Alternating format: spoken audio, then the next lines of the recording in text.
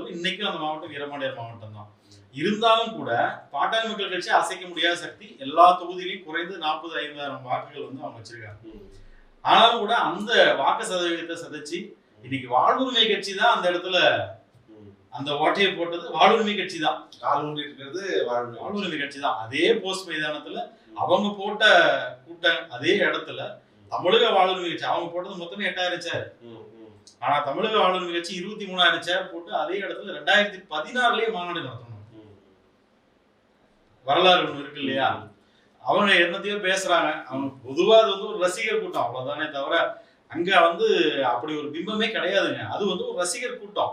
இப்போ இந்த தேர்தலில் நிப்பாங்க. ஒரு கணிசமான வாக்கு ஏதோ ஒரு புதுசா ஒருத்தர் வந்து நிக்கிறாங்க, ஓட்டு போடுவாங்க தான் மக்கள், இல்லைன்னு நான் மறுக்கல. ஆனா அவங்க கடைசி வரலும் மக்கள் கூட நிப்பாங்களா அப்படின்னா கண்டிப்பா நிக்க மாட்டாங்க. இல்ல, தமிழ்நாட்டுடைய தலையெழுத்தே 3 எழுத்து தான், விஜய் தான் 3 எழுத்து அப்படின்றாங்க. அது சேலம் மாவட்டத்தை இருந்தாலும் உங்களை இது ரொம்ப நகைச்சுவையான விஷயம் தான். என்னன்னா எம்ஜிஆரையும் விஜயும் முதல்ல ஒப்பிடவே கூடாது. முதல்ல அவங்க ஆட்சியில இருந்து மக்களுக்காக நிறைய செஞ்சிருக்காங்க. இன்னைக்கே வந்து தருமபுரி, சேலத்துல குக்கிராமங்கள்லாம் வந்து இன்னுமே எம்ஜிஆர் செத்துட்டாரா அப்படின்னா ஹார்ட் சாகக்கூடிய வந்து உயிர் நாடியில துடிப்பு சொல்றாங்க. ஆட்சி என் கையில கொடுங்க, எம்ஜிஆர் போன்ற ஒரு ஆட்சி நடத்துறதுன்னு அவங்க சொல்றாங்க. எப்படி நடத்துவார் விஜய்?